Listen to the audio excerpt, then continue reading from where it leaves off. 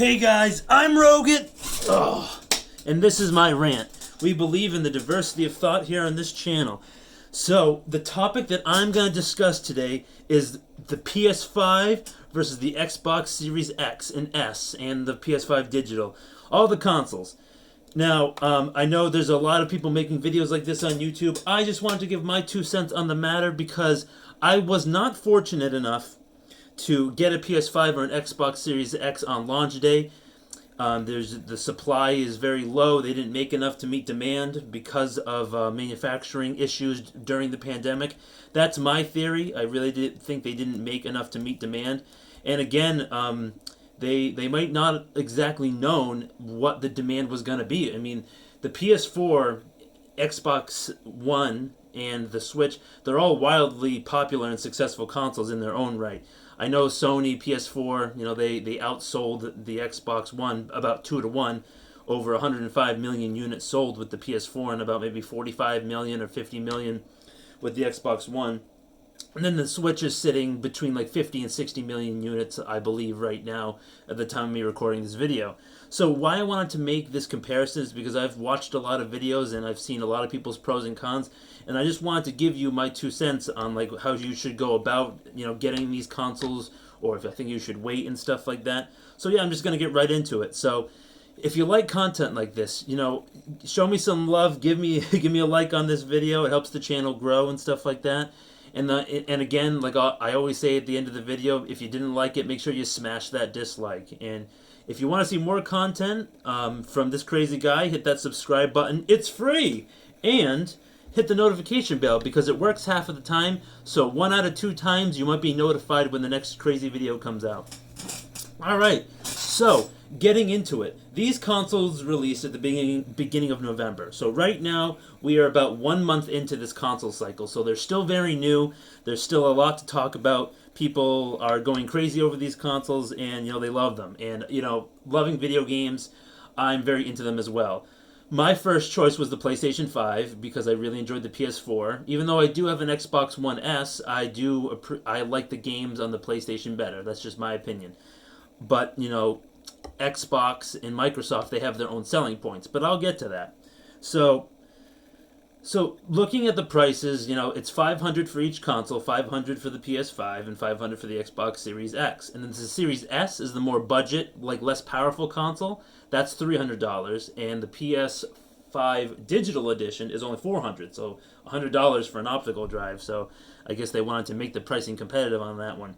So right now, like I said, they didn't make enough consoles to meet demand. There's not enough out there.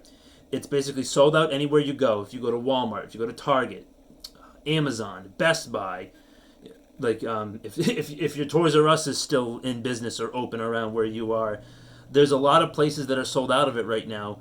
And if you go to Facebook Marketplace or you go to eBay, there's tons of people scalping these consoles. Now, if you buy one of these consoles at a scalper price, you're doing yourself a big disservice because these consoles aren't worth $800. They're not worth $1,000, $1,500, $2,000. I've seen these consoles get as high as $2,000 on eBay. These scalpers are crazy. There's been stories about private scalping businesses that bought up 3,500 of them just to make a huge quick profit. That's 3,500 people who could have been enjoying their console with the regular MSRP, $500 retail price. It could have been a gift for little Timmy for Christmas, or or a big old dad who's been a gamer since the NES, or buying the console because he just wants the console. So right now they're in very short supply, but I guarantee you, 6 months from now they're going to be everywhere. They're not going to be growing on trees or anything like that, but you're going to have a much easier time finding one come 6 months from now, or even 3 or 4 months from now. They're currently making more. It's just going to take them time to get them out there, especially with delivering them and stuff like that, logistics and the pandemic and stuff like that. So that's very important. Like, you don't want to be blowing your money on these consoles when they're only really worth $500. You don't want to give in to the scalpers because they'll win. Because the scalping at these absurd prices and stuff like that, they're creating artificial demand. And that's not good. And it's like, yes, it's capitalism, bro. It's capitalism, supply and demand. Yeah, I mean, it's I can't say I've never sold something on eBay for a profit, but they're taking away a lot of these things. The consoles from the people, like that, that they want to buy them. They just artificially inflate the demand. So I don't recommend buying one right now for that reason. And then the next reason that I don't recommend buying one right now is because the Xbox Series X and S, they have no exclusives. Zero. They don't have any exclusive games right now that you can only play on Xbox. They have games that you can play on your PC and your Xbox or your phone with Xbox Smart Glass or whatever they call it. And Microsoft basically has the strategy of, oh well, we have a huge backlog category of games, with the backwards compatibility with all our previous consoles, and also Game Pass, the $15 a month service where you have unlimited access to tons of different games for only $15 a month. That's their strategy right now. Now, who is to say in like 6 months from now, or maybe a year from now, they won't have some exclusive must-have games? But there's nothing that you have to, jump out of your chair, buy a console right now, and get a game. Most of the games for these consoles, they're being released on the previous gen anyway. That's what's going to happen for at least 2 to 3 years. That's what happened with the PS4 and the Xbox One. The PS3 and the 360, they extended their life at least 2 or 3 years because all the games were released on both consoles. Now, Sony said they weren't going to do that originally, but then they kind of reneged on that, and now you can basically get Spider-Man Miles Morales on the PS4. So going to Sony, talking about the games, they have a couple games right now. They have like the Demon Souls remake, Spider-Man. You get better graphics and ray tracing on the PS5, but there's not a ton of games that are really worth going out to and shelling out $600 for a console and a game. And again, the PS5 has the slight edge when it comes to this, but both consoles are so new. In my opinion, they're basically neck and neck. So basically, choose which console you like. Do you like games on a Sony console better than Xbox? Do you like Xbox exclusives like Halo? And Microsoft recently bought Bethesda, so there's going to be some exclusivity with those titles moving forward as well. So you gotta make a choice. And in terms of the PS5, when it comes to their UI, their user interface, like their dashboard, the operating software they use on the console, it's new and improved. It's better. It feels more next gen. There's a lot more features that go with the dashboard. The store is integrated. It's not like a separate app anymore.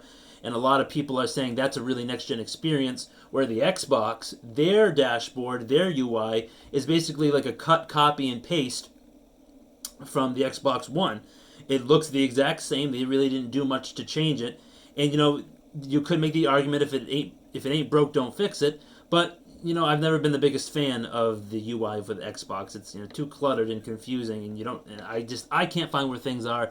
So I'm giving that point to Sony for the user interface. Now, when it comes to the controllers, or your peripherals, the ones that you have for your Xbox One, they're all forwards compatible, so you can play with those old controllers on your new system. Sony, unfortunately, they don't allow that. But it's weird because the PS5 controller can work on the PS4 if you connect it with a cable.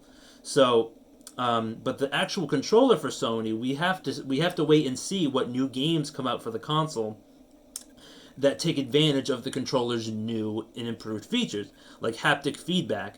The rumble motors, it's HD rumble, but the haptic feedback, you get different sensations, different vibrations in different parts of the controller, and then also you get tensions on the triggers. So like if you're pulling back a bow or something, you can feel tension in the trigger, stuff like that. So Sony has innovated with their controller. We'll have to wait and see what games take advantage of those features, and the light bar is new and improved as well. But when it comes to Xbox controllers, the new Xbox Series X controllers, they really didn't change that much. They changed the D-pad a little bit, but it's essentially the same thing. It might have those features that Sony has, but it's not as the controller form factor itself is not as improved, like new and improved as Sony is. So again, like I said, there's not a ton of games out right now. There will be games 3, 6, 12 months from now that might be those must-have exclusives that you want to go out and buy. And it's just you got to be careful with the scalpers, man. If you give it to the scalpers, you might buy a console that was reported stolen, and you might open it up to have the console automatically bricked. And I've seen the new Call of Duty has been bricking consoles as well, the PS5 and the Xbox One, the Xbox Series X, excuse me. I've seen stories about that. So they're still ironing out all the kinks. They're gonna do user interface updates. They're going to update things. They're going to make things new and improved. And you might even get a price drop come next holiday season. But me personally, I really like, I'm really excited for these consoles, so I want to buy them, when I can. And money's not typically right now, but I don't mind waiting.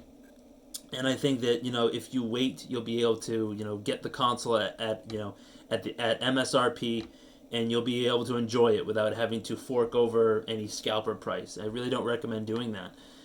The consoles themselves, the Xbox is slightly more powerful. It has more teraflops, whatever you want to think of that. But side by side comparisons of graphics on both consoles, they look almost exactly the same. So you're not getting a superior graphical experience if you're going to the Xbox versus the PlayStation. The graphics, they look almost exactly identical. And especially with Cyberpunk 2020 coming out, I think it's tomorrow. Or yeah, no, it's Thursday. They're releasing that game on a Thursday, so that might be a fun game to get for these new consoles if you really want them, or if you can somehow find one like a needle in a haystack. But yeah, so that's my 2 cents. That's my opinion about the new consoles coming out. I recommend you wait, but you can do whatever you want. If you wanna waste $1,000, $1,500, $2,000, go right ahead. But I don't recommend it. All right, guys. Well, I hope you enjoyed that content. I don't make video game related topics a lot, but this was a request from one of my good friends, M, and I just wanted to make this video for him and you guys to talk about what I want to talk about. So, guys, if you liked the video, I want you to hit that like button. And if you didn't like the video, if you didn't like my topic, if you didn't like my shirt or my sweatshirt, I want you to smash that dislike button. It gives me a chance to improve, make better content, make more content, and then just get better overall with what I'm doing. Alright, guys, have a great rest of the day. I'll talk to you next time.